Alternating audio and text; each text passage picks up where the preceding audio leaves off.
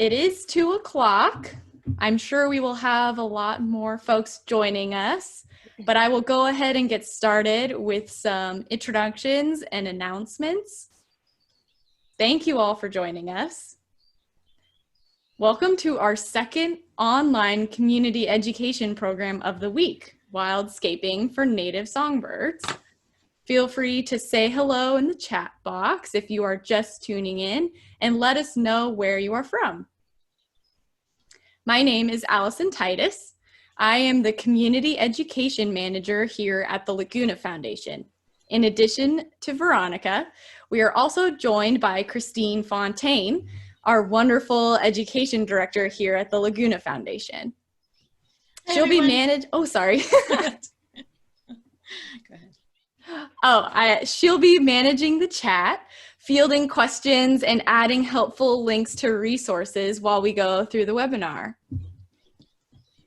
Hi, Christine. Hi, Allison. Hello out there. Thank you for joining us today and supporting the Laguna Foundation education programs. The Laguna Foundation is a nonprofit organization based in Santa Rosa that works to restore, conserve, and inspire appreciation for the Laguna de Santa Rosa wetlands. The Laguna is a wetland complex and a 22-mile-long channel, as well as an entire watershed. If you live in Cotati, Rohnert Park, Santa Rosa, or Windsor, you live within the Laguna watershed. The Laguna is designated as a wetland of international importance because it's a biodiversity hotspot and home to many different plants and animals. It is also a critical stop for birds migrating along the Pacific Flyway. Veronica has likely seen many of the spring songbird migrants arrive at her door through her work at Native Songbird or as visitors to her songbird-specific garden. And this webinar will help you get started with turning your own yard into a refuge for migrating birds as well. So even though many of you are probably practice Zoomers at this point, I'll start with a few housekeeping notes for a successful webinar experience. You are muted and your video is off, and that's on purpose. If we could see and hear all of you, there's over 100 of you out there now, it would be pretty chaotic. So Christine and I will have our video on during the introduction and closing and when we take questions throughout the webinar. Veronica will be doing the same. Add your questions and please say hello in the chat box. So once again, you can hover your mouse over the bottom of your Zoom screen and the option to select the chat box should pop up. So click on the chat box icon and say hi if you haven't already. We will take your questions at the end of the webinar. Depending on time, we'll see how many questions we can get through. However, we will also follow up with an email after the webinar has concluded, answering some questions that we didn't get to. So feel free to keep adding those questions throughout the webinar. Okay, our presenter today is Veronica Bowers, the director and founder of Native Songbird Care and Conservation, located in Sebastopol. Native Songbird Care and Conservation is a state and federally permitted wildlife rehabilitation facility devoted exclusively to the care of native passerines. With the support of a small team of 12 amazing volunteers, Native Songbird Care and Conservation cares for approximately 1,000 songbirds each year. Veronica has a passion for songbirds and has been working exclusively with this diverse and challenging group of wildlife since 1999. Veronica became an accidental gardener nearly 18 years ago when she began learning about the vital connection between native plants and native songbirds. Since then, she has fallen in love with native plants and has created the Songbird Sanctuary Habitat Gardens on the grounds of Native Songbird Care and Conservation. Those gardens include 1.5 acres of songbird habitat composed mostly of native plants and support over 70 species of songbirds throughout the year, which is incredible. I also have to say a special thank you to Veronica for being one of the first people to say an enthusiastic yes when I reached out about turning her program into a webinar. I really appreciate your flexibility and support of our programs. My pleasure. And lastly, this program is a part of our week-long celebration of gardening and plants. So stay tuned at the end of the program for more learning opportunities coming up in just a couple days.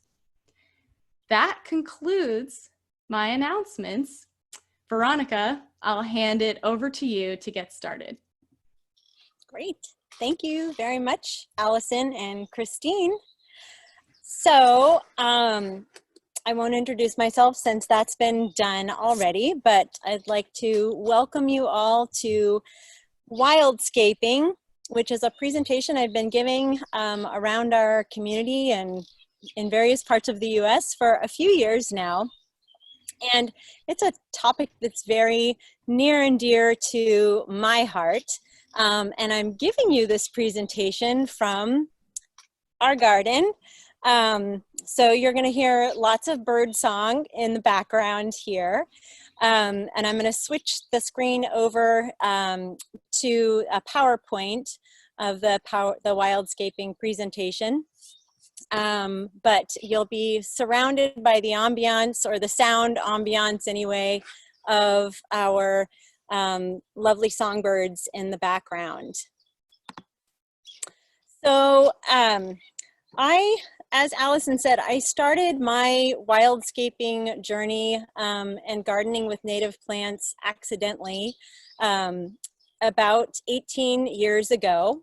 And at that time, I was becoming very involved as a wildlife rehabilitator, but also with our local Audubon chapter, and was becoming a budding birder. And as I was spending more and more time out in our open space areas and our state and regional parks birding, I was learning more about that strong and vital connection between our native songbirds and our native plants, and the habitats that those various flora and fauna occupy. And as I'd go back home, I'd realize that I just didn't have the same diversity of species and biodiversity in my own garden. And I soon learned and realized that it was because we didn't have the plants that all of these animals needed to survive. So little by little, I began removing non-native ornamental plants and slowly replacing them with native plants. And over the years, we've created quite a thriving habitat here. I'd say we have well over 70 songbird species that occupy our garden through various parts of the year. And we have over 30 species of songbirds who nest here during the breeding season. And that's just on 2 acres. So if you use the right plant choices, you have the potential to sustain and support a lot of life here, but in particular, our native songbirds. So if you've been keeping up with news headlines over the last couple of years, you know that it's no secret our songbird populations are in decline, and there are many reasons for that. There are many threats and hazards out there that are contributing to their decline. But I think that one powerful act that we can all take to support them and long-term hopefully sustain them is to utilize native plants in our backyard and create a patchwork of functional living landscapes for these birds who have some really essential needs that can only be met through the plants that are in their environment. So that's what we're going to be talking about today, really, is how to sustain songbirds through the use of planting native plants in your garden. Okay, I'm just trying to forward my slide here. There we go. So native plants in our garden serve a lot of purposes, and it gives us a tremendous ability to make a positive impact. When we use native plants instead of non-native or ornamental plants, we can restore habitat for not only our songbirds, but for our pollinators, which there's a lot of talk in our communities about supporting pollinators, but there's also many other layers of biodiversity in our own backyards that can be supported through the use of native plants. And when we use native plants in our gardens, we have the potential to create more natural areas for our wildlife to find food and call those places home. And we can also, by creating a patch of a living landscape in our own backyard, we can create those smaller patches of habitat to larger green spaces. Maybe that larger green space is your neighbor's yard that they've also converted to native plant habitat, or maybe you back up against a natural area or a conservation easement, but you have the potential to grow these functional living landscapes that sustain biodiversity by making certain choices of plant material in your backyards. The other thing that is really beneficial about using native plants, particularly here in California, is that you can reduce your water usage and combat some of the impacts of climate change.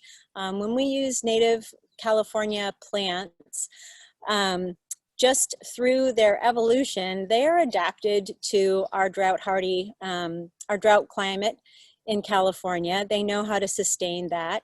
If we're using native plants, we're not using fertilizers or pesticides. They don't need that. And we're also not using a lot of gas-powered gardening equipment because these are the types of plants that don't require that kind of maintenance. So there are many benefits to utilizing native plants in your backyard. So what you see here is a little snapshot of the US, the continental US. And it's from 1940. And the areas that are sort of yellowy and orange indicate where the greatest density of housing was at that time.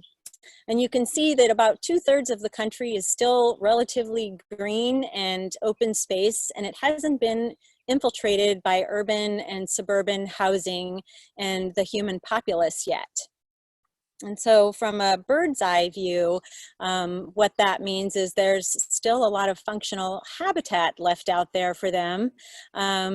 You know, in 1930, which really wasn't that long ago, it was just about 100 years ago. But if we fast forward to our time, we can see that there's a lot more orange and yellow and red. So those housing densities have increased significantly. And what that means is that the habitat, the functional habitat for our songbirds has decreased significantly.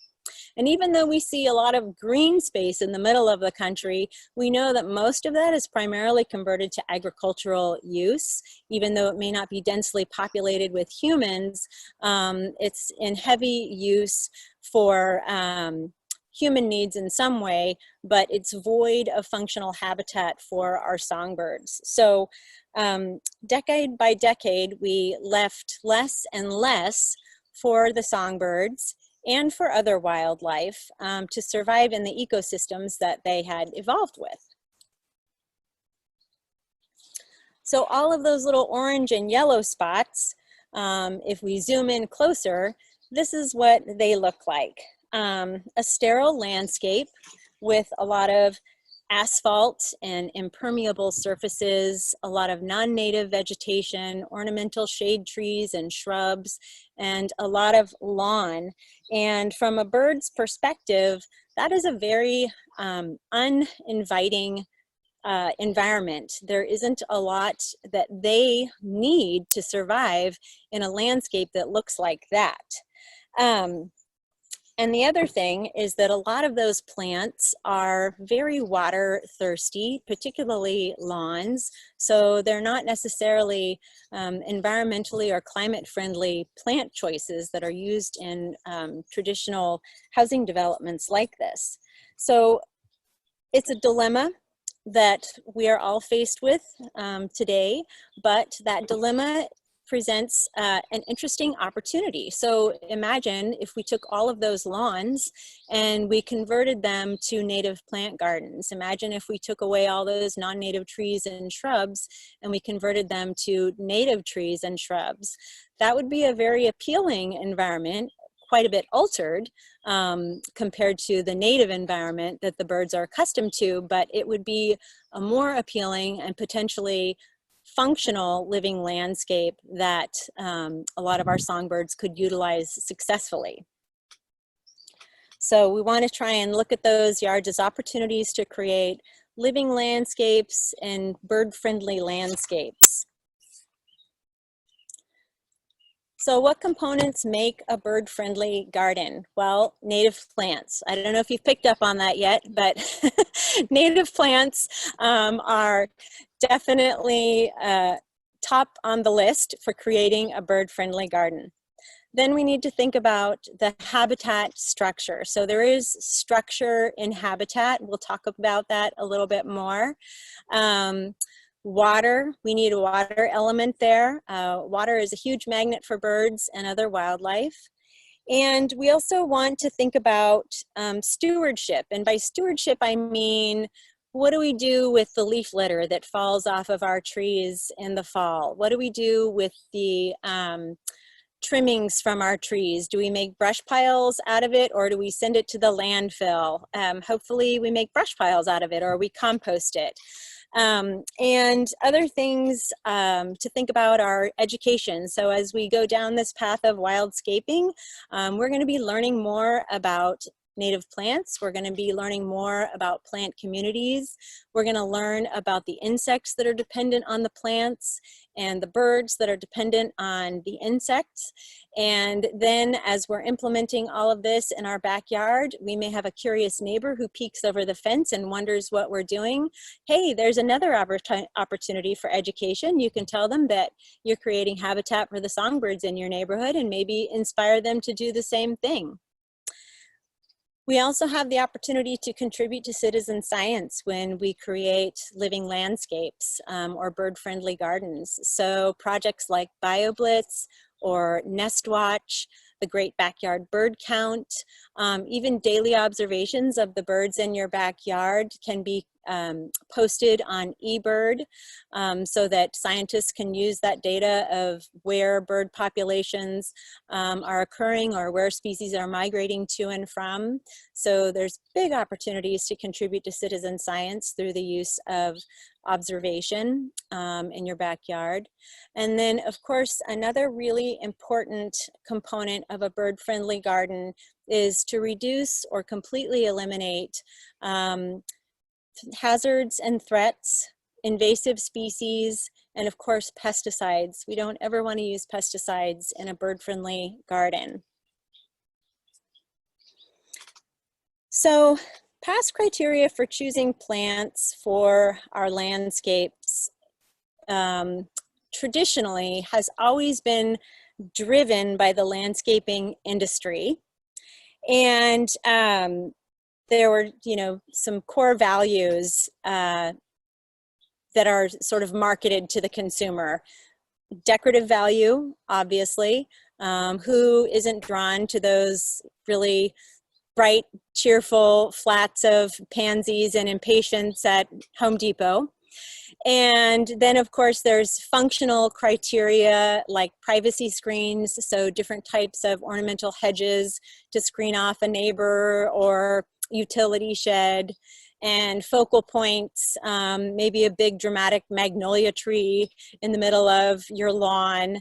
But all of these things were really criteria that was driven by the landscaping industry and aesthetics, and not so much thinking about all of the other inhabitants in the garden and what their needs are outside of what our human needs are in our garden. So imagine if we took a different approach and added in some other criteria that not only pleased our aesthetics and maybe some traditional ideas about gardening, but also addressed the needs of our wildlife, and particularly the needs of our songbirds, and also with the ultimate goal of sustaining biodiversity in our garden spaces. So what if we changed all of our ornamental plants to be native plants that provided decorative value and screens and a focal point, but also had the ability to restore the soil, add to the food web, was in some way able to sequester carbon in the way that we manage our garden. So it's possible to achieve all of these things, and the key to doing it is utilizing native plants in your garden and changing the way you steward your garden. So when we restore native plants to our gardens and our communities, we are able to sustain biodiversity. So I think about like a broader vision of that, and I imagine that every one of my neighbors on Elphick Road here in Sebastopol started slowly removing all of their alien and ornamental plants and replacing them one by one with native plants.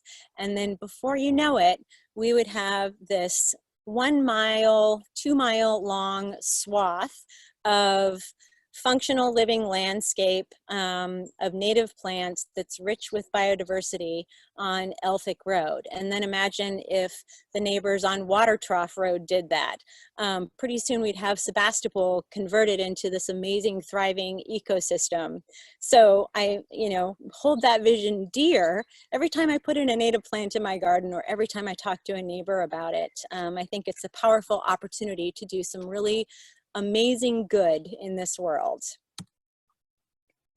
So how do we start this wildscaping journey? How do we go down this path of sustaining biodiversity and supporting our native songbirds through the use of native plants? Well, the first thing that we want to think about is take a look at your garden. Look at some alien ornamental plant material that you can remove now. After we're done with this webinar, what rose bush is slated for the chopping block? Can you replace it with something like a mock orange or a bush anemone? Is there another plant that would be a native that would fulfill the non-native's role? Where did you have that plant there for aesthetics? Did you have that plant there for a privacy screen or a focal point? Well, think about a native plant that you could put in its place that achieves all of that, but also sustains native songbirds and insects and other forms of biodiversity in your garden. You want to be able to make good plant choices. So not every native plant is suitable for every situation. So research the flora in your area and research the fauna in your area. So know what kind of birds that you have in your backyard and what their needs are. And then take a look at the plant options, the native plant options that would be suitable for your place, and determine what you can plant and for whom. If you have lawn, how much are you willing to give up? Are you willing to give up half of it this year and the other half next year? Or can you just dive in and sheet mulch the whole thing and start fresh with a native plant garden? Think about too, creating corridors that connect to natural areas. So if your backyard abuts to a conservation easement with a seasonal creek, or if your backyard borders a neighbor's property that has native plants along that communal fence line, maybe those are areas that you want to start converting first, because those areas have the greatest potential to create an even larger space of living functional habitat. So this is a Google Earth snapshot of where I live in Sebastopol. And that little area is pointing to the edge of our property on Elphick Road. And the edge of our property does abut a seasonal creek with a little 25-foot or 50-foot conservation easement on each side. And you can see the swath of live oaks and black oaks that go up and down that creek. And it's a little oasis in the middle of land that is in heavy agricultural use. So there's a lot of vineyard conversion in our area, which are ecological dead zones. They do not provide habitat for anyone. So you can see that, you know, these little islands of native vegetation are precious to our wildlife. And I really take that to heart when I'm working in my garden and I'm adding new plant material in. So because of what we've done here at Native Songbird Care in our sanctuary gardens over the years, we've been able to increase the functionality of that conservation easement at least by 1.5 acres with diverse native vegetation that sustains a lot of biodiversity. And I know that we have other neighbors in the area who are actively doing the same thing. So, you know, it's kind of like a grassroots conservation movement that's happening here, and it's happening all over the country. But these are the things that we want to look at when we're trying to create habitat in our backyards is how can we maximize our efforts with the greatest benefit for our goals. So I think a great place to start when we're talking about creating habitat in our backyard for songbirds is starting with the 4 basic food groups, because native plants address all 4 of those food groups. And then it goes beyond food. The plants have more benefits than just food, but food is a great place to start. So we need to think about plants that provide insects. We need to think about plants that provide berries, nectar, nuts, and seeds. Songbirds have different trophic categories. So there are insectivorous species, there are omnivorous species, granivores, nectarivores like hummingbirds, and frugivores like your cedar waxwings. So we want to make sure that we've got enough food in the pantry for everyone. And we'll start with insects first. So native insects are dependent on native plants. You cannot have a garden with a bunch of ornamental alien plant species and expect to sustain songbirds, because those plants don't sustain our native insect species. So insects are specialists, and that means that they have very specific relationships and adaptations to their host plants. So if we don't have their host plants in our gardens, we can't sustain the life cycle of the insects that our birds need. 90% of herbivorous insects can only eat the plants with which they co-evolved. And that doesn't mean you have to do a ton of research on finding the precise plants for each insect species. The goal is to get a diversity of plant material and know that plants you're selecting are insectary plants, meaning they sustain a lot of insect species. So a world without insects is a world without biological diversity. You guys have probably seen in the news headlines about insect populations plummeting, and that has a lot to do with the fact that they're losing habitat, just like our songbirds are losing habitat. It also has a lot to do with the use of pesticides and of different types of conventional plant material that you find in Home Depot and Lowe's and other home improvement stores. So instead of shopping for plants in places like that, go to your native plant nursery and get your plants. And that will really help the insects out. So if we don't have insects that can't eat their appropriate plants, then we've already broken the food chain, because the plants provide food for the insects provide food for the birds. The plants also provide food for various herbivorous species like brush rabbits and our deer, like it or not. And then of course, all of those creatures provide food for the predators. So it's very important to know that our native plants are the foundation of the food web. And 1/3 of our food is pollinated by our native pollinator insects. And we want to support our native bees, our native flies, and all of our other native pollinators. And we can't do that successfully unless we're using native plants. So I'm sure you're all familiar with Douglas Tallamy. He wrote a fabulous book that I read about 10 years ago called Bringing Nature Home.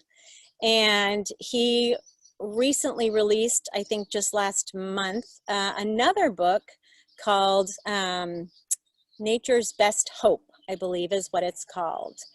But the premise of his first book, Bringing Nature Home, is talking about exactly what we're talking about right now, and that is supporting our insects with native plants.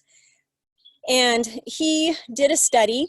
In fact, I think it was officially published a couple of years ago, but what he and his students looked at was an urban landscape, the types of trees that are planted in that urban landscape, and the birds that are in the urban landscape during the breeding season and what they're feeding their young. And we know in particular songbirds feed their babies insects exclusively to raise them, particularly the larval form of those insects.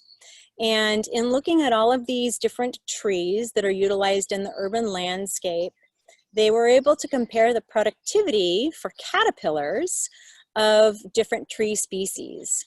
And one of the things that became very evident to them is that the native tree species were highly productive. They had the highest diversity of caterpillar species versus some of the common ornamental non-native trees like this ginkgo.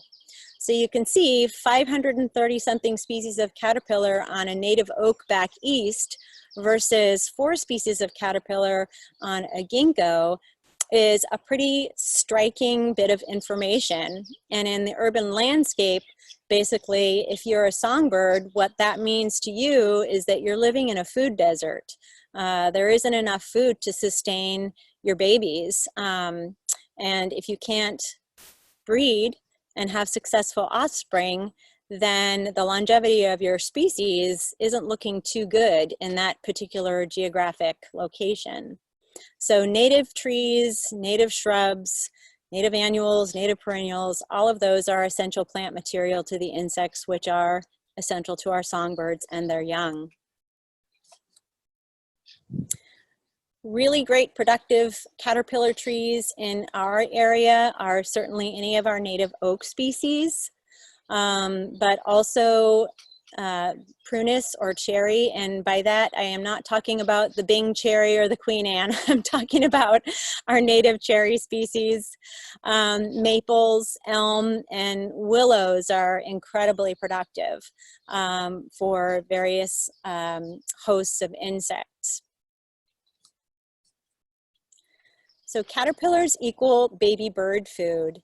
And another part of the study that Douglas Tallamy did in relation to looking at the larval species on different tree types was looking at how much larvae certain birds were bringing back to their nests to feed their young.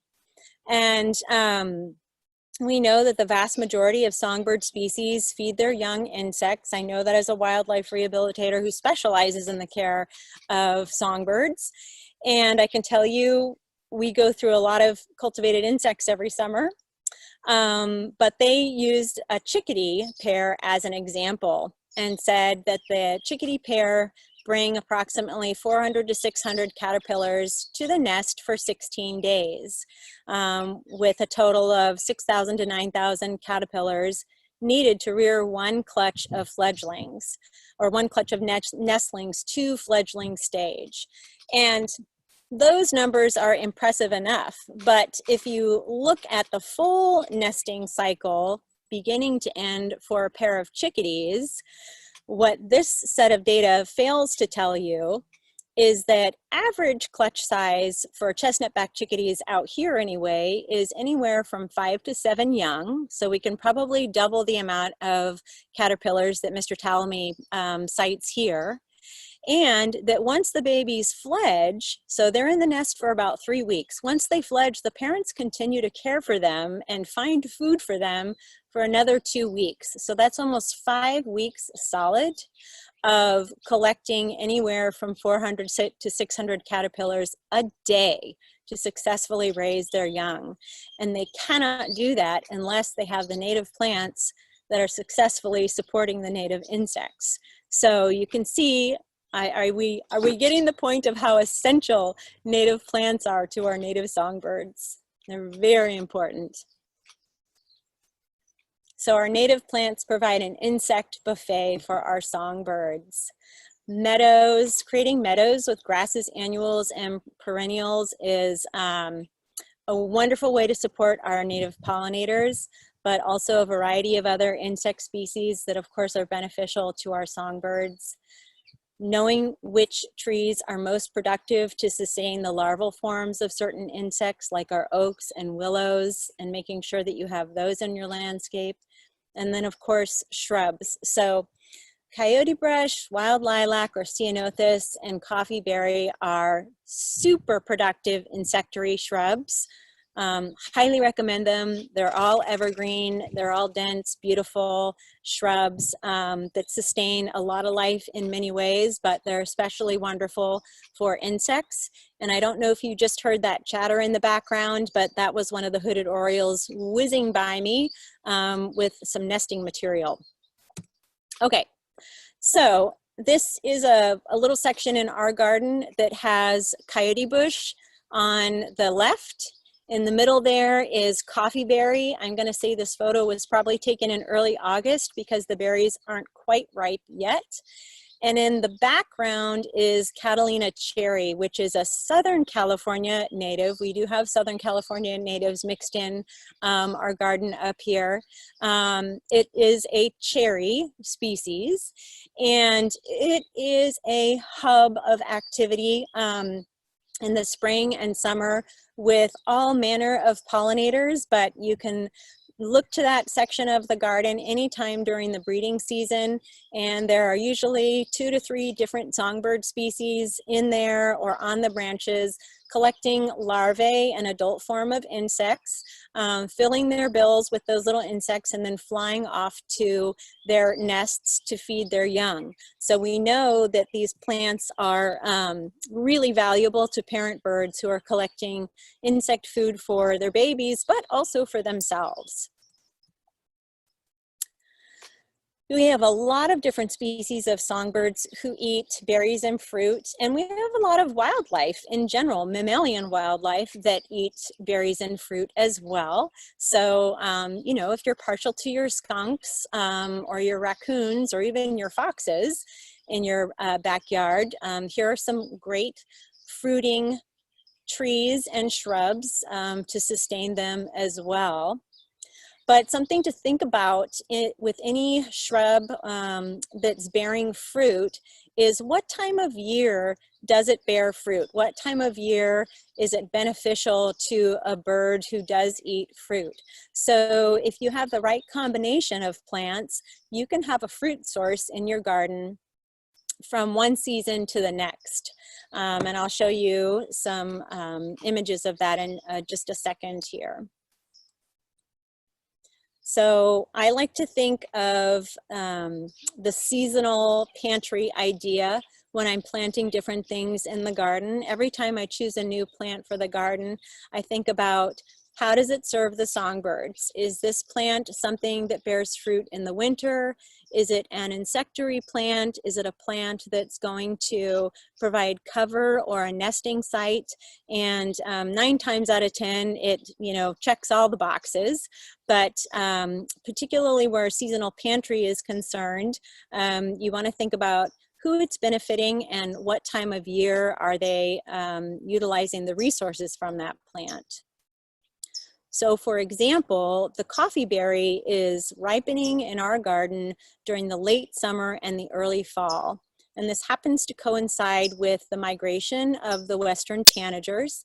There's a California towhee right next to me chipping. You probably heard him. But it's kind of exciting because by the last week of August, first week of September, you can hear the call of the western tanager all over our garden. And you can look to any coffee berry bush with ripe berries, and you're guaranteed to see one or two of these guys enjoying the berries. And I think it's pretty marvelous the way their migration, or should I say the coffee berries ripening, coincides with the migration of the tanagers. This is obviously an essential food to them. It helps them refuel and restore their fat stores to sustain themselves and use as energy while they're migrating. And then of course, during the winter, we have our cedar waxwings visiting, and they do eat insects during the breeding season, and they do raise their young on insects, but they're primarily a frugivorous species, which means that they eat mostly fruit, berries in particular. They don't have the ability to chew or bite off pieces of fruit. They tend to consume their fruit whole, so it's got to be bite size. And our toyon is a great food source for them during the winter. So toyon is commonly called Christmas berry because it ripens in December usually, but this is a great alternative to pyracantha, which is a common ornamental that the cedar waxwings also love, but it doesn't have the same productivity for insects as toyon does. So if you plant toyon instead of pyracantha, then you support your insects and you support your berry-loving cedar waxwings and mockingbirds and hermit thrushes and robins during the winter. Nectar is available in many different forms in the native plant garden, and you can still apply the seasonal pantry premise to nectar sources. So ribes and manzanita, for example, begin blooming in January. We have some ribes species in our garden here that begin blooming in December. Those are essential nectar sources for our Anna's hummingbirds who begin nesting in late December, early January here in Sonoma County. And then you have other species that begin blooming in the spring and in through the summer. The garden is exploding with monkey flower here in the summer, as well as all of our mallow species. During late summer and fall, we start seeing some of our asters and our goldenrod and our epilobium or California fuchsia just on fire. And of course, those are great nectar sources for butterflies and bees and other pollinators as well. But I don't think that there is a month out of the year here where there isn't something blooming. And the reason for that is, one, I live in California, but two, I've selected plant material that fills different seasonal parts of that food pantry for birds and other creatures who need nectar. Nuts and seeds can be provided through a lot of different plant choices.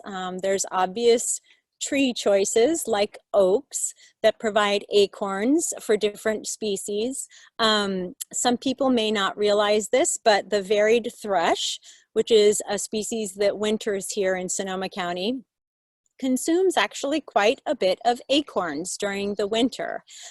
So live oaks and other oaks that produce smaller sized acorns are important and beneficial to our varied thrush visitors. But of course you see the titmouse here in this slide, and of course acorn woodpeckers also require acorns. It's a staple of their diet as well. And then trees, different fir trees, ash also have seeds that species like crossbills and pine siskins will utilize. And then we have a lot of shrub species that have seeds as well. So saltbush, or also called atriplex, and sagebrush, coyote brush all provide beneficial seeds to many of our sparrow and finch species. And of course, grasses, when they go to seed, that provides a lot of great food during the winter for juncos and our overwintering sparrows. And then a lot of our annuals, like our flowers, the asters and seaside daisy, yarrow, buckwheat, all of those things. We never dead anything here in our gardens. We just let it be dormant, let the seed heads stay in place, and you've got a food pantry for the winter for our seed-eating species. And if that style of gardening doesn't appeal to you, you can still deadhead those plants, but tuck the material down around on the ground in your garden beds so that it's still accessible to the birds. You may also have different life stages of insect species overwintering in that material. You don't want to stick it in the compost. Leave it in the garden somewhere. Like I said, tuck it in the ground, on the ground in a garden bed, so that those insects can go through their life cycle, but they can also remain available as a food source to the songbirds. And one thing I want to mention too, I think I have another slide here about the saltbush or atriplex. That's actually a great plant for finches. You can see in the upper right of this slide, that's an adult male house finch. And this is not producing seed yet. What he's actually doing is he's nibbling the tender tips of new growth off this shrub, and he's eating it. But he will also feed that to his young. The goldfinches and the house finches in our garden really gravitate toward the saltbush and utilize it a lot as a food source through the winter, but also during the breeding season. So their finches, goldfinches and house finches and pine siskins are species who they do not raise their young on insects. They may ingest insects accidentally, but they raise their young with plant material. And so the saltbush is something that is important to them in the garden, as well as a lot of other plant material. But I always tell people, if you want a replacement for a bird feeder, and you're looking to support your goldfinches and your house finches, plant an atriplex. They love it. So you're also looking at a bed of annuals here. So there's buckwheat, there's seaside daisy, there's monkey flower here. And when all of those plants go to seed, go dormant in the late fall and winter, everything is left as it is, intact. And that bed is filled with golden crown and white crown sparrows and fox sparrows and juncos during the winter. And what they're doing is they're eating all the seed from the spent flowers in there. So some of the plants that we consider habitat heroes, like if you could only choose 10 or 11 plants for your garden, these would be the ones that we would recommend, at least for our area here in Sonoma County. They're some of our favorites, and we'll talk a little bit more about them. But they, some of them serve multiple purposes, not just a seed source, but also a nectar source, and maybe not a fruit source, but maybe also fruit and a nesting site. And we have this list of plants on our website as well on the references page. So I think something that may not be talked about enough when we discuss wildscaping or habitat gardening or how to create habitat in your backyard for songbirds is what we call structural habitat or habitat layers. And when you walk out into a natural area like a state park or an open space preserve, there is structure, not in the traditional sense, but there is structural habitat in that space that you may or may not be aware of in terms of how the birds use it. So, you know, we have some generic terms that we call understory, mid-story, overstory, or you can also use the word canopy instead of overstory. But each of those layers within that habitat or that environment is utilized by some species or all species in different ways. So for example, we have ground foraging birds, and we have other birds who typically spend most of their time up in the canopy. We have birds who nest on the ground, but maybe they glean their food in the mid-story. We have birds who nest in the canopy, but maybe they get their food from the understory. So we need to think about structural habitat when we're creating habitat for our songbirds. And again, that goes back to researching the species, the fauna and the flora that you have in your area so you know what their needs are. Do you have mostly ground nesting species and mid-story species in your area? You want to focus your efforts on that type of plant material. So when we think about foraging niches and structural habitat, we know that our sparrow species are primarily ground foraging or mid-story foraging species, like our California towhee here. And when we're thinking about the canopy or the upper story, we know that there are a lot of insect gleaning species who occupy that space, like bush tits and warblers and vireos, and our chickadees and titmice spend most of their time high up in the trees. And then, of course, we also want to think about shelter and nesting sites and what is needed by certain species in the ground layer, the mid-story, and the canopy. So what you see here in the upper left is a spotted towhee nest, and that is right on the ground in the middle of a bed of hummingbird sage. And if you were to walk further, you might find a dark-eyed junco nest also on the ground in the same general vicinity. But they wouldn't be able to nest successfully there if they didn't have the proper amount of cover at the ground level. In the mid-story, we have a California towhee. That's a photo of a California towhee on her nest in the middle of that Catalina cherry that I showed earlier when we were talking about insectary plants. And that is an elevation of about 3.5 feet to 4 feet off the ground. So something else that most people don't realize is most songbirds do nest in what we consider to be the middle story. So that zone that's between 3.5 feet to 7-8 feet off the ground. Not all birds nest high up in trees. In fact, actually the minority of birds, songbirds nest high up in trees. Most of our songbirds occupy that mid-story area. And then, of course, we have the upper story. So here's an Anna's hummingbird who, in that lower left photo, who is up in a live oak. And of course, she's masterfully camouflaged her little nest with the lichen that's growing on the live oak. And you really wouldn't even know her nest was there if you didn't see her head popping out of the top of it. So we have 3 different layers of the habitat that are not only being utilized as shelter, but also as essential nesting habitat. So I want to talk about some other elements of a bird-friendly garden that some have a connection to native plants, and some of these ideas don't have a connection to native plants, but what they all have a connection to is supporting our native songbirds. And one of those is the life of a dead tree. And so I always like to suggest that when it is safe to do so, please leave dead trees intact. They foster a tremendous amount of life. And I know there's a lot of fire awareness and concern in California, and particularly in our county, but there are places where it is safe to leave dead trees intact, and they should be left intact. We shouldn't wholesale clear them out.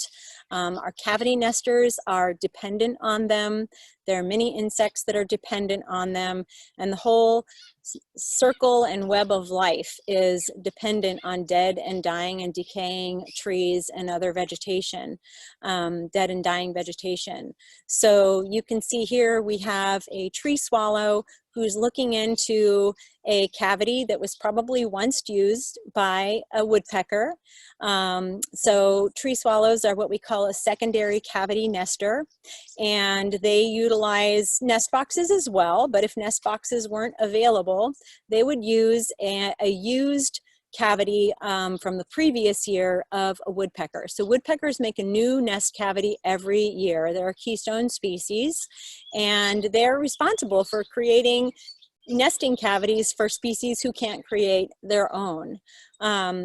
You can also see that this acorn woodpecker not only uses dead and dying trees to create nesting sites, but they use it to store their food. So this is a granary. It's a really important part of acorn woodpecker life that they cannot effectively establish without dead and dying trees.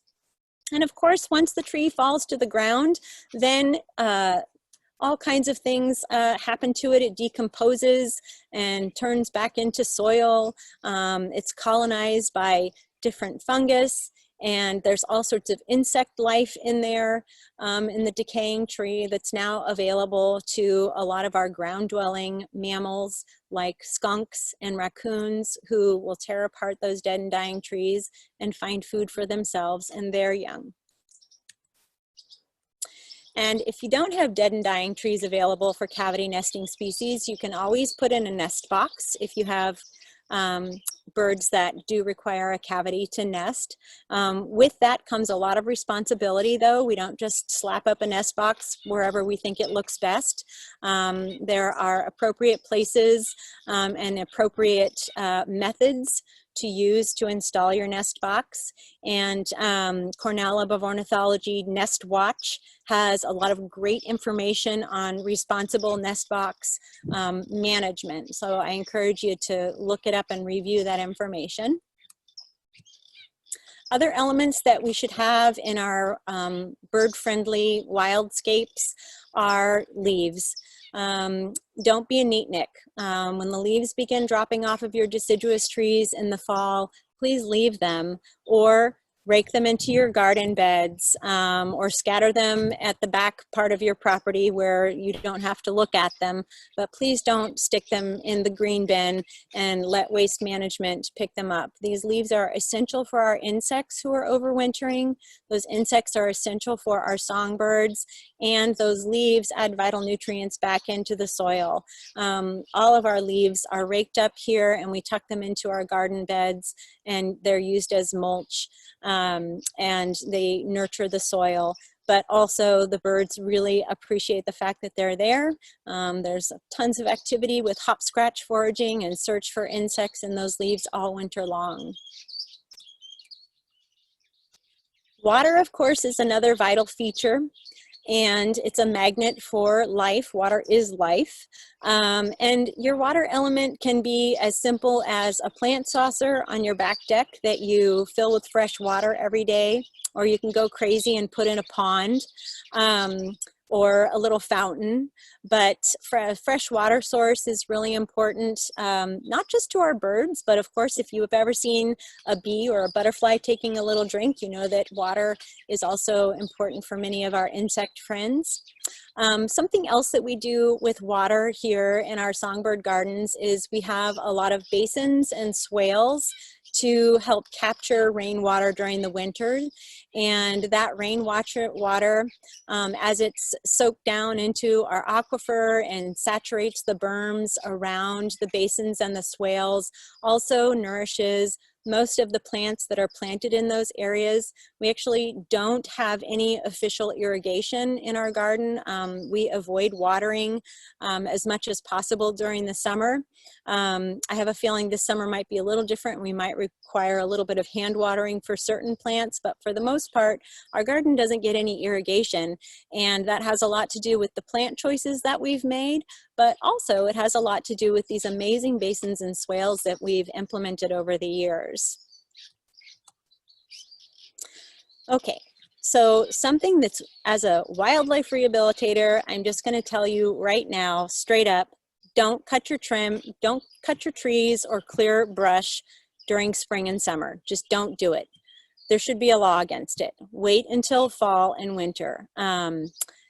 Someone may be able to spot a squirrel's nest or a crow's nest or a hawk's nest because they're mostly big and conspicuous, but you cannot, even the trained eye of an ornithologist or a biologist has to work really hard to spot active nests. So save a life, save many lives, and just don't trim trees and clear vegetation this time of year. You are destroying homes.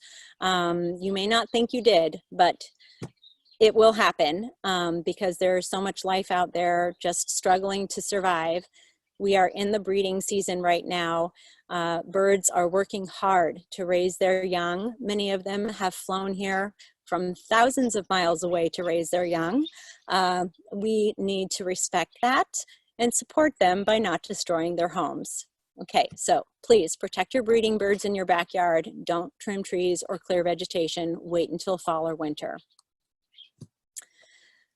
These are some really important topics about eliminating threats in your bird-friendly garden. Keeping cats contained is a very, very powerful action that cat owners can take to not only save our songbirds and keep their kitty healthy, but also protect other members of our biologically diverse wild neighborhoods. So our amphibians and our reptiles and our small mammals matter too. And cats, free-roaming cats, predate billions of those creatures in the US every year. And I can tell you that animals of those populations cannot continue with that persistent pressure of cat predation. It's just not sustainable. So please contain your cats in a patio or indoors. Learn how to leash train them or harness train them. I know many people who have done it successfully. I also know many people who have built catios, and they have such peace of mind knowing that their cats are still enjoying fresh air and sunshine, but that they are safely contained and they don't have to worry about vehicle collisions or a fight with a neighbor's cat or vet bills. Another killer that we want to be mindful of and also be very aware that it's totally preventable, just like free-roaming cats, are window collisions. So if you have a problematic window where birds have periodically collided and become injured, or worse, maybe didn't survive the collision, please do something about it. There are lots of great solutions out there. There's do-it-yourself solutions. There's products that you can buy and apply. The American Bird Conservancy has great resources for both of these issues, cats and windows, and I really encourage you to take a look. When we create habitat in our backyards and invite the wildlife in, particularly our songbirds, we don't want to invite them in to potentially their death. We want to invite them in and have them live a productive and successful life there. So looking at some of these very, very real threats and how we can eliminate them or reduce them is another essential step in creating that bird-friendly landscape. This is an issue that is not talked about enough, light pollution. So, boy, just Google it and you will be stunned at how pervasive light pollution is around the globe and how many different life forms it's impacting.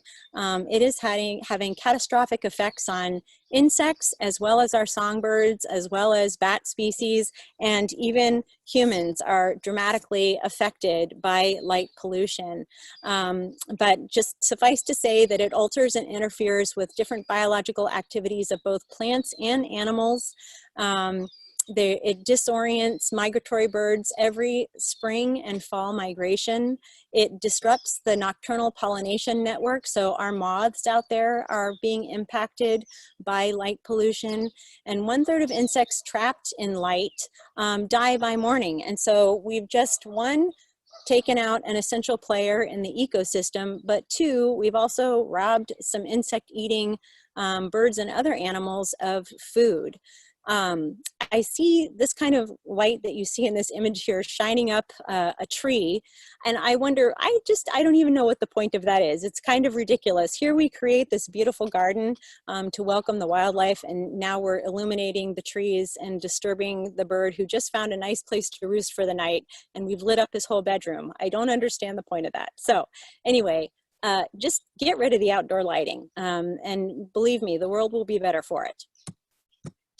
Okay, so wildscaping is also climate friendly, and You can be climate friendly with your wildscaping because it's going to reduce greenhouse gas emissions. Remember, most of our native plants require very little maintenance, and we don't have lawns anymore in our wildscaped backyard. So that means no lawn mowers, no fertilizers, no leaf blowers, and it's also water wise. So if we don't have a lawn and we don't have other water loving ornamentals, we've reduced our water usage.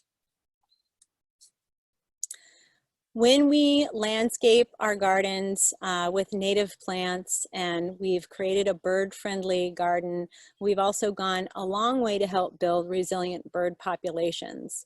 Through our plant choices, we've been able to provide food for young, meaning all of our little nestlings and fledglings who are hatching and growing up right now as we speak, and also food for their hardworking parents, the adults. We've also been able to provide places for shelter, both for birds needing to shelter and find a place to hide during the day, but also safe places for them to roost at night and to nest during the breeding season.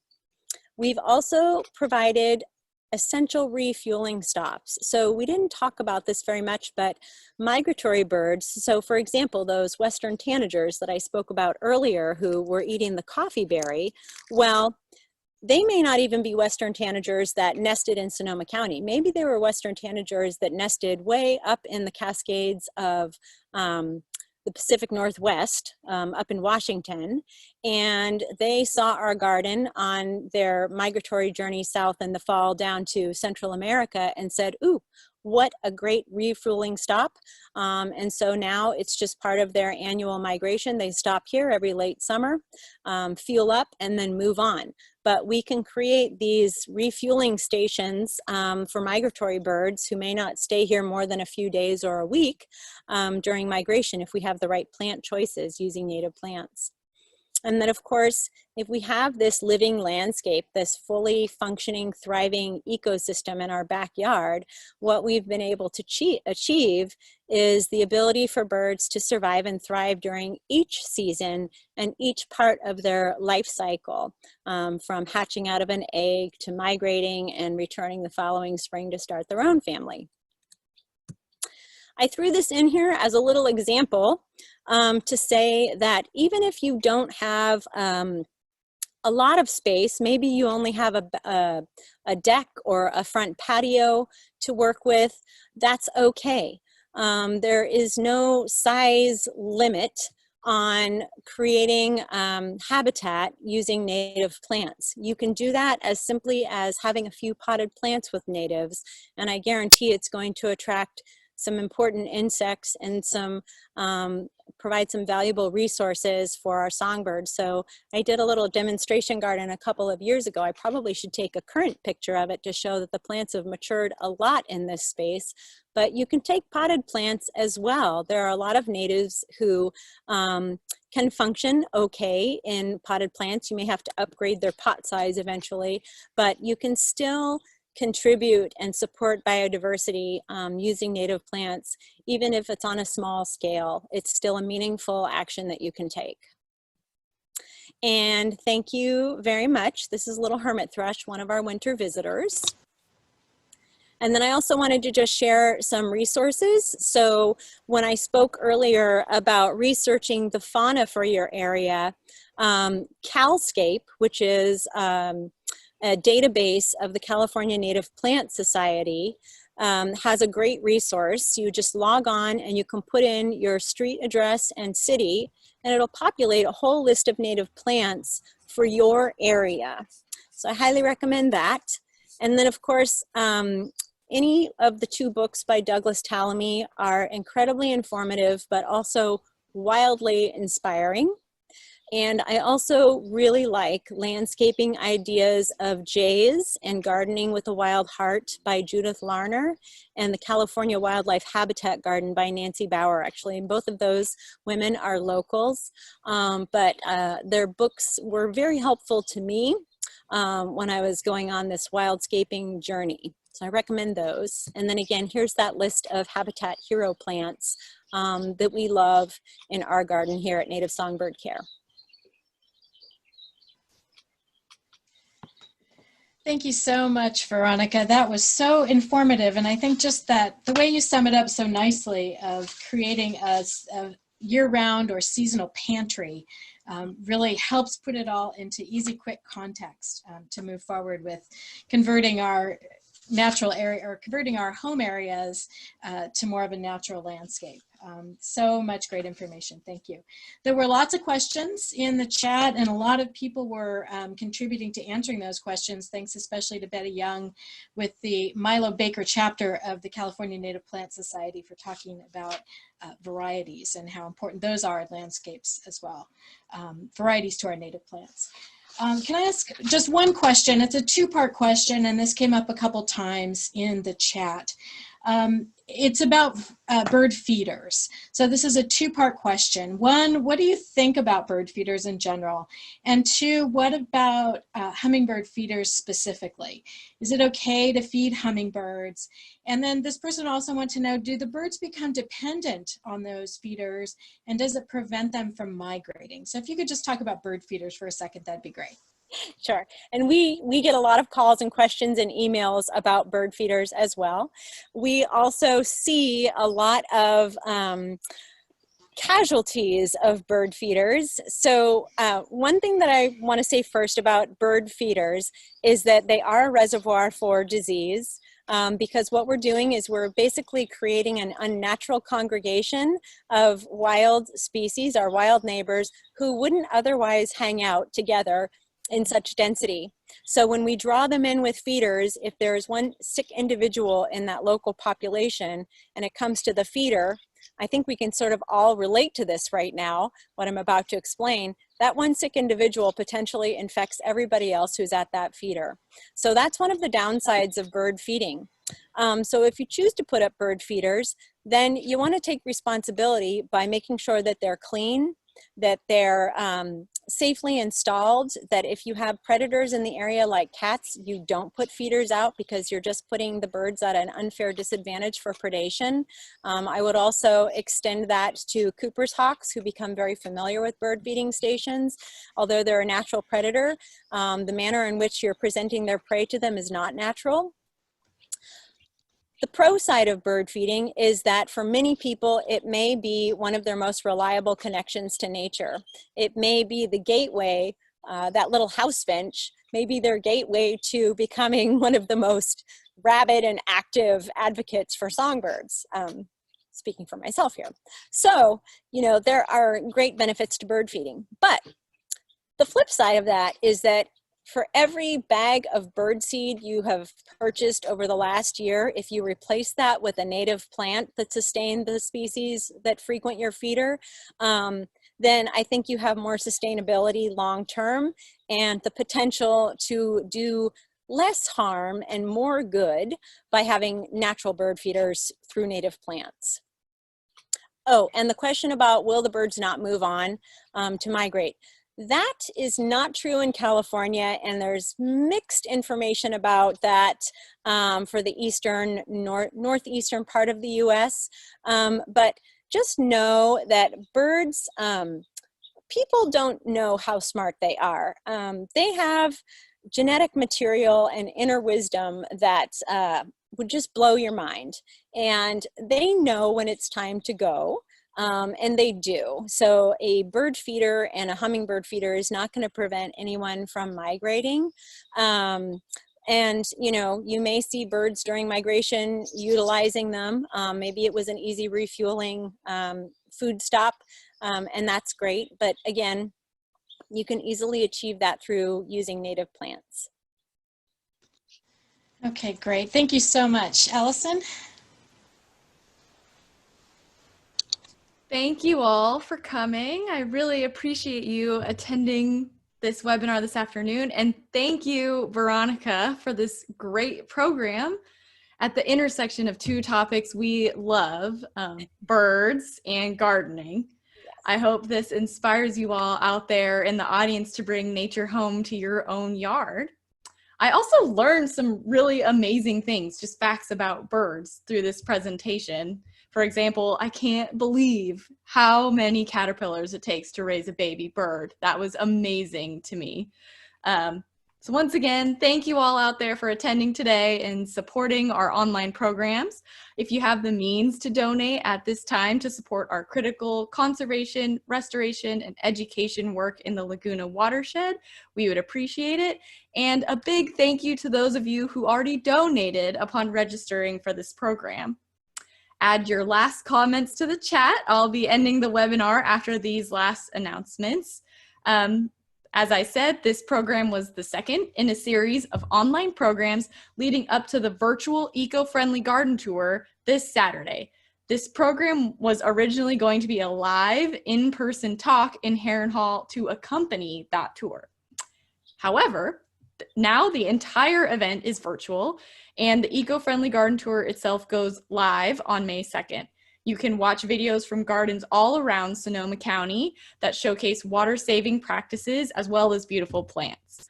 After watching the videos, you can join our interactive Q&A that we are co-hosting with our friends Dailiacs down in Petaluma. That will be at 4:00 p.m.